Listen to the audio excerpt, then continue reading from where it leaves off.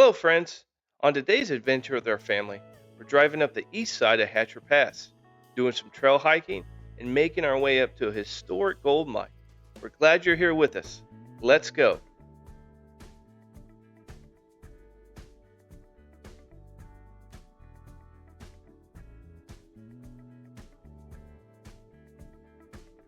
Right now, we're on our way from our rental house in Chugiak, Alaska, to Independence Mine State Park in Fishhook, Alaska.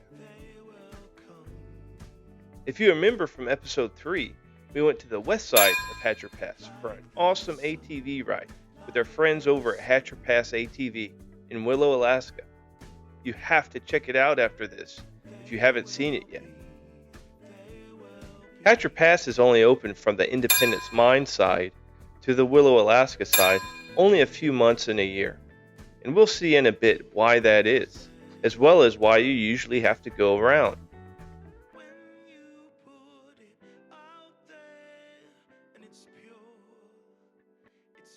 Here we're getting to the base of the mountains, making our way up.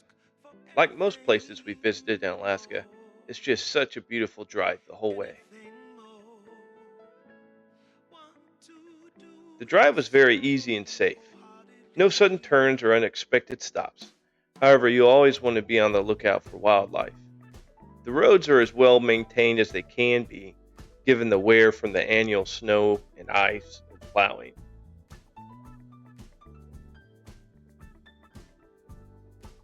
You'll see throughout the drive, people are pulled off to the side, either fishing, taking pictures, or just appreciating nature. There are plenty of formal parking areas along the road you can stop and get out. Just keep an eye out for hikers and bikers, as well as a guy with his arm hanging out the window holding a camera.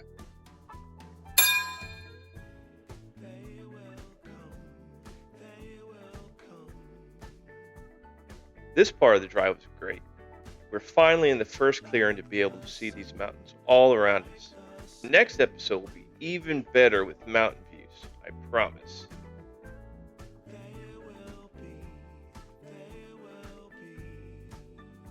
If you're enjoying yourself, we appreciate your like and subscribe. Let us know where you're watching from and what's your favorite part about this episode. We'd also love to read where you've been on your favorite adventures. We're always looking for new places to explore as a family.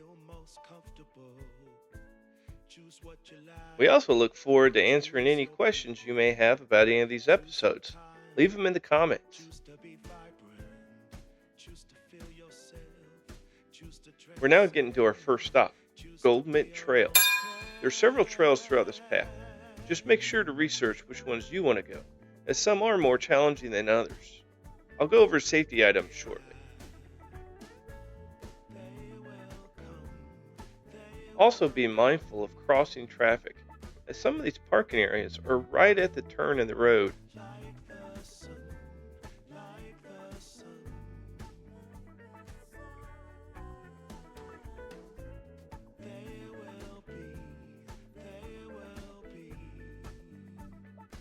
You can see here the formal parking areas for the trails are plenty large enough for a lot of visitors.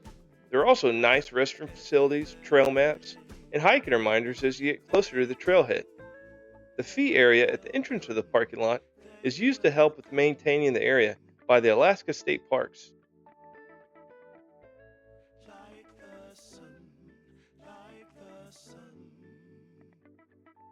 We're just taking some time to soak in all the remarkable landscape. This is also a great opportunity to equip your hiking or fishing gear or whatever it is you came for.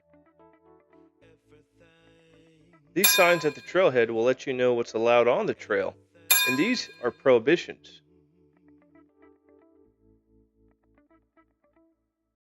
Here's a map of the trail as well as recommended gear. For this short hike, we brought our rain boots, bear spray, and long pants. This trail is a little over 6 miles one way, but we're not going in that far, as we have a lot more we want to see today. With this being early June, mosquitoes weren't really that bad, and it was cool enough that bug bites wasn't as much a concern, so we didn't bring bug spray. The trail is very well maintained, with no need for any type of climbing. However, you are walking next to some thick brush on one side and a steep embankment on the other. So be mindful of your steps and any signs of animals. One of the best tools to not startle animals is to talk loud enough as you walk, as most wildlife will typically get out of there when they hear a person nearby. There's more willow. Did you see who we fed it to in episode 2?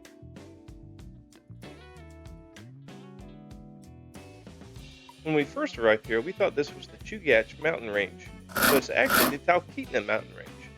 Chugach is east of here, and you'll see those in our next episode.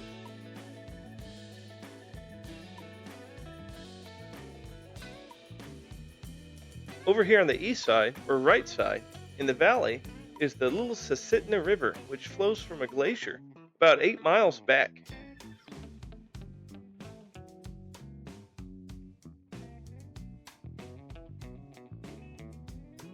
Alright, time to head back. We still have a lot more to see, but this is a great trail worth coming back to again.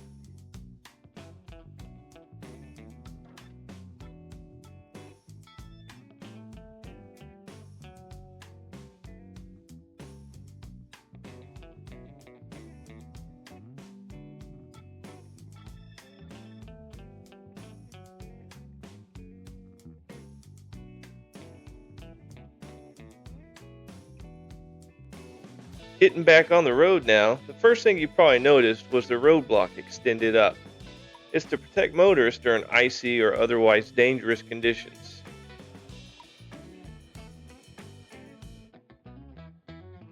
While the road does look to be in rough shape, I assure you it wasn't as bad driving as it looked. The roads incur a lot of surface damage during the winter months from scraping. Because of the snow, ice, and scraping, the summer season in Alaska does get very busy with road work and repairs. It's a rush before winter, leaving only a few months for repairs, so lines can be painted every 2 years, sometimes annually.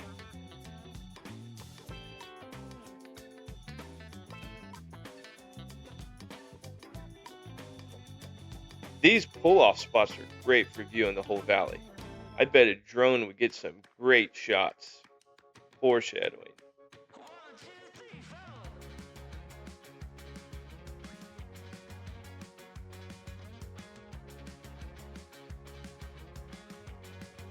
Snow breakoffs are still a real and present danger, even in the summer months. If you see water running on the road, be aware that it's likely a chunk of snow or ice melting nearby, and you're in the runoff path. More foreshadowing.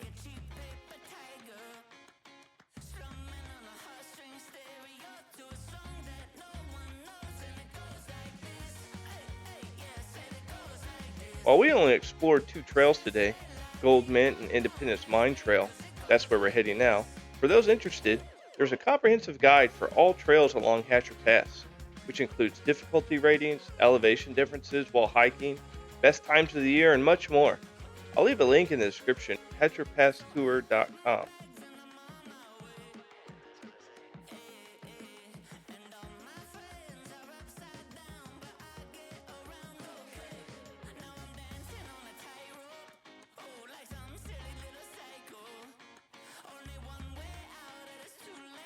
This is an avalanche zone due to the steepness of the adjacent mountainside. It's not a good idea to stop along this stretch for any reason. And as you've seen, there's plenty of other places to pull off along the road.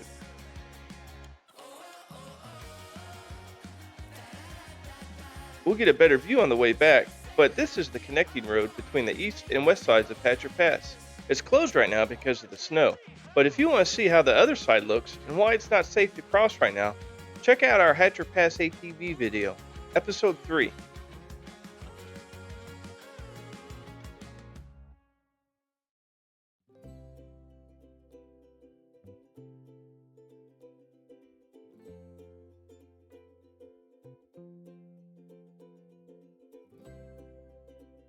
There's our destination, Independence Mine.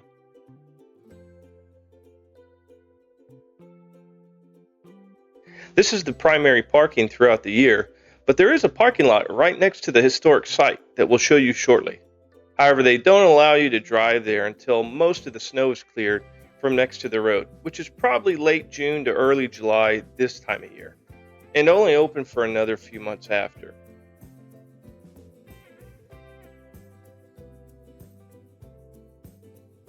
Isn't it cool up here? Like Christmas in the summertime. For those of us in the southern US, snow's a real treat anytime we can get it, but people are dressed like it's the heart of winter and even building snowmen along the road.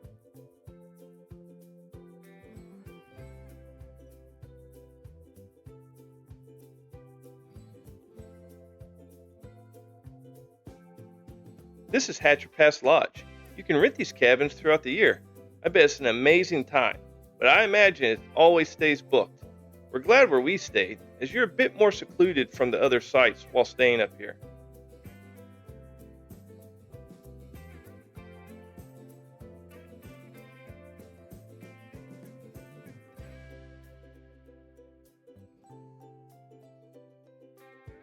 The roadblock can be a little dissuasive to being able to cross, but I assure you the sign here says it's open to foot traffic, and they have visiting hours of the mine posted right after this.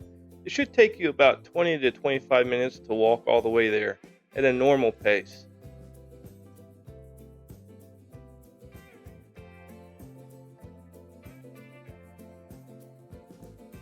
This is also a great time of year to visit, as it's just cool enough that a jacket should be fine, and there's plenty of light until well after closing.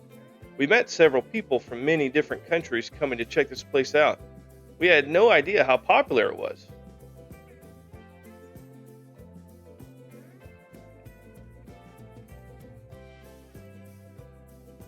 If the road looks gritty, it's because of the light gravel put on top of it for traction from icy or wet spots. It wasn't bad on this day at all, but it wouldn't take much for spots to freeze overnight. Just make sure to wear comfortable walking shoes and you'll be fine.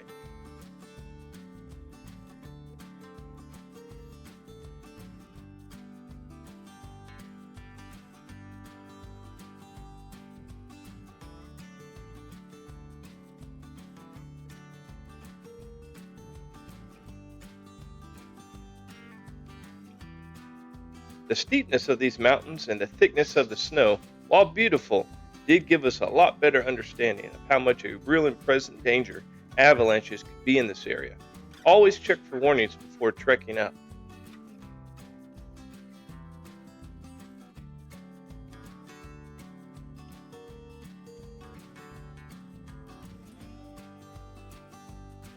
This stream running next to the road is Fishhook Creek.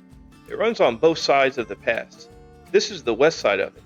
It looks a lot steeper in person than the video does justice.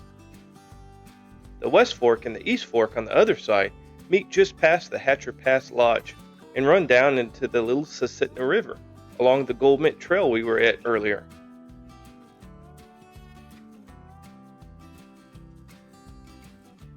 By this time in the walk, we were really starting to feel all that elevation gain. Although it wasn't a difficult walk, not being acclimated at this height, you'll start to feel a bit winded. Just take your time and take a break if needed. We also carried water with us, as the cool air will make it dry.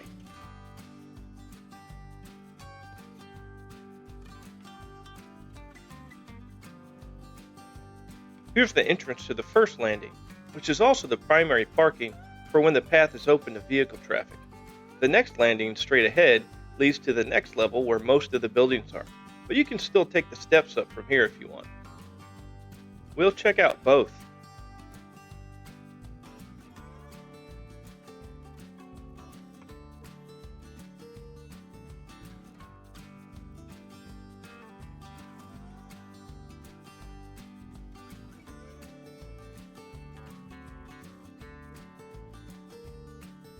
It took us about 20 to 25 minutes of casual walking to make it up here. So with the area closing at 6 p.m., I'd recommend no later foot travel than about 5. I believe you'd still be able to walk up here, but there wouldn't be any services open after hours.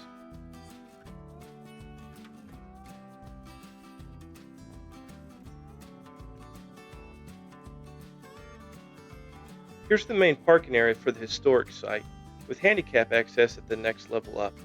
There's a map of the area and restroom facilities ahead.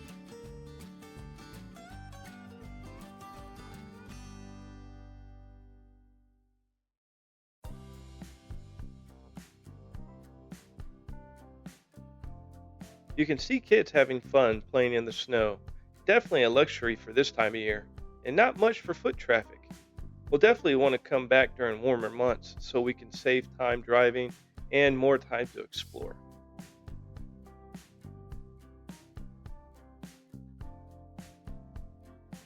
You can also see people wearing shorts and t shirts up here. All that walking definitely warms you up, although the snow is deceiving into making you think the air is colder than it looks. Since we came in a bit late, we'll head up to the next area now.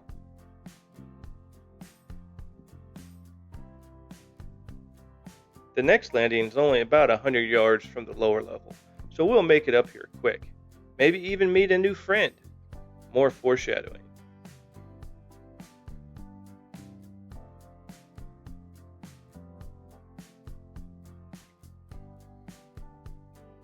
On our trip with Hatcher Pass ATV, we saw some of these next guys, but we didn't get any video of them. But we're glad we did this time. These are called marmots, and they thrive in this type of environment, able to move well and feed on any type of plants or bugs they can find. My wife and two youngest stayed back here, while me and my oldest ventured further up the path, as our twins were ready to head back by this time, since we were delayed in getting them some dinner. I bet this landscape looks like a completely different place once it's all melted off. There's a good 20-degree or more difference from the lower part of the mountain, and the shadow of the mountains definitely increase that coolness. It makes more sense now with the temperature and thickness of the snow, why it takes so long to melt off.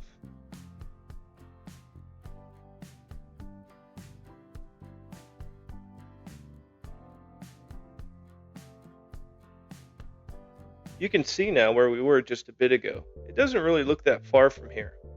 While we won't go all the way up to the rest of the buildings, we'll get you some close-ups. But there's a lot of great information on dnr.alaska.gov if you want to learn more.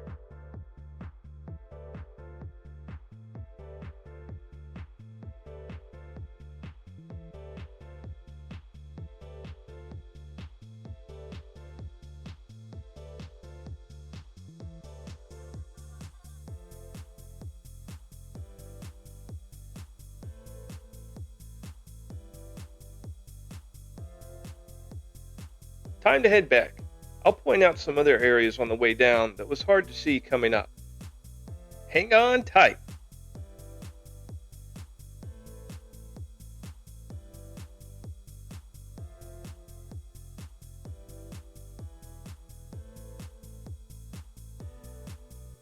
This is a better view of the road that leads through to the west side of Hatcher Pass.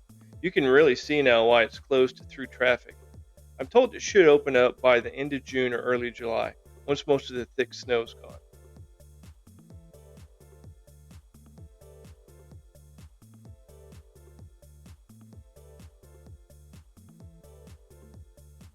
From this point, it would take about 2 or more hours to get around to the Willow side, where we did our ATV driving, whereas you could get there in about 20 minutes if the road was open.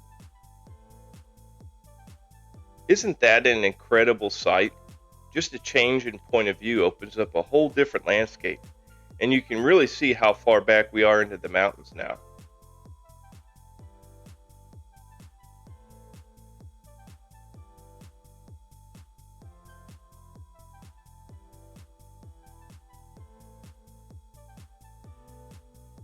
This is the parking for Fishhook Trailhead. This specific trail wasn't listed on the earlier screenshot of Hatcher Pass trails, but it's at the base of Marmot Mountain and goes back a little under a mile and a half one way. Alltrails.com is a great resource for detailed information on a lot of trails in the US. However, don't get this confused with Fishhook Loop, as that's a little further down the pass.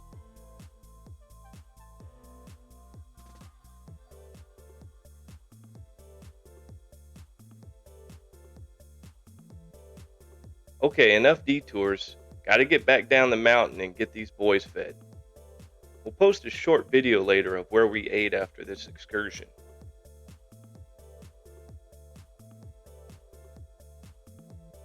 If you want to see the full drive up to Independence Mine Trail, and our whole walk from the parking lot to the historic site, I'll be posting a follow up video without commentary soon. It'll be a much longer version of this video, but with just the background music and on screen notes, like we did with the episode 3.5 of our ATV ride. The information I was able to find on these solar panels on the right here these are for radio repeaters for communications, and the solar panels charge them during power outages. We didn't have any issues with cell signal in the past, but there were plenty of other areas we went that didn't have any cell service.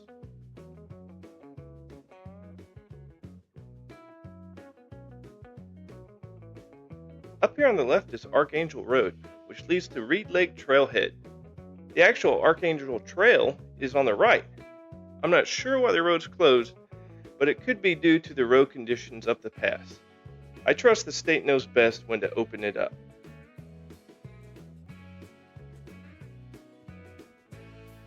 Here's an overhead view of the parking lot at Gold Mint Trail, where we walked earlier. It definitely looks more steep coming down.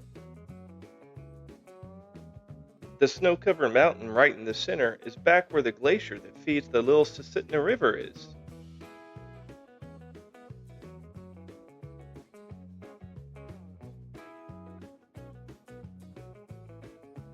One of the most important pieces of safety we always have while traveling anywhere, even though everything seems fine before and during our trip, we always have communication with someone as a contingency who knows where we'll be and when.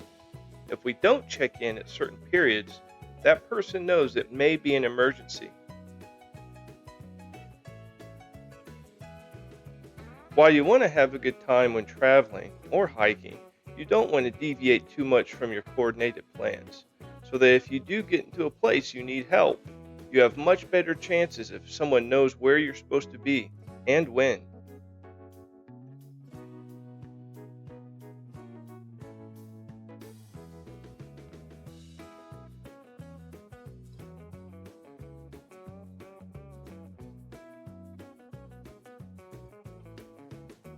Another thing we enjoyed about Alaska and took note of right away is their community getting outdoors and taking advantage of these warmer months and extra daylight. So with that in mind, they do have excellent designated pedestrian paths all over. However, especially when driving through these areas, bikers and hikers may just pop around a corner while you're driving, so always give plenty of space on the sides of the road.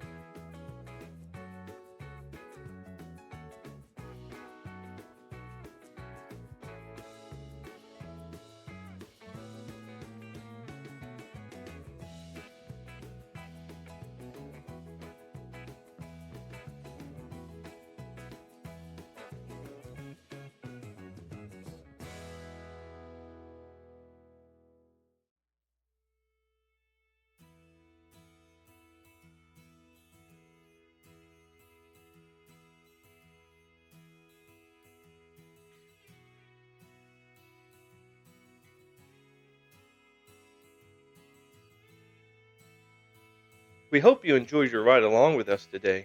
It truly means the world to us if you made it this far and had a great time. We look forward to sharing more of our adventures and for you continuing to follow along with us.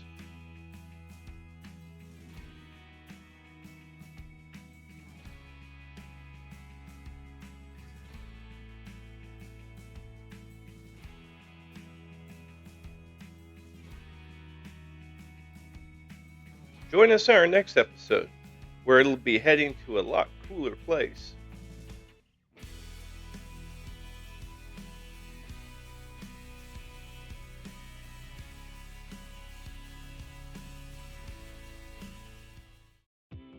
Thank you for spending time with us. We hope you enjoyed yourself. Don't forget to like and subscribe for more. Until next time.